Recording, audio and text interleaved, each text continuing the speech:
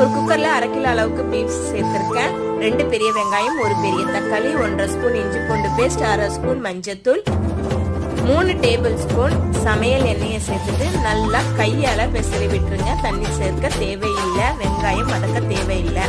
இப்போ குக்கரை க்ளோஸ் பண்ணி எனக்கு 8 விசில்ல கறி நல்லா ஸ்பாஞ்ச் மாதிரி வெந்துருச்சு. அதை ஒரு ட்ரையான பேன்ல மாத்திக்கிட்டு 2 டேபிள் ஸ்பூன் அளவுக்கு எண்ணெயை சேர்த்து 1 கொத்து கருவேப்பிலை, 1 ஸ்பூன் வெறும் மிளகாய்த்தூள், 1 ஸ்பூன் கரம் மசாலா, 1 ஸ்பூன் மிளகு தூளியும் சேர்த்துக்கிறேன். இது எல்லாத்தையும் நல்லா கிளறி விட்டுறலாம். அடுத்து இந்த ஸ்டேஜில் நான் உப்பு சேர்த்துக்கிறேன். வேக வைக்கும் போது உப்பு சேர்க்க கூடாது, எனக்கு கறி வேக டைம் ஆயிரும். இது நல்லா கிளறி விட்டாச்சு. ஒரு 1/2 அளவு லெமன் சேர்த்துருக்கேன். இதையுமே நல்லா கிளறி விட்டுறலாம். வெங்காயம் தக்காளி வதக்காம இந்த மாதிரி டைப்ல பீஃப் சுக்கா செஞ்சு அசத்துங்க. பாய்.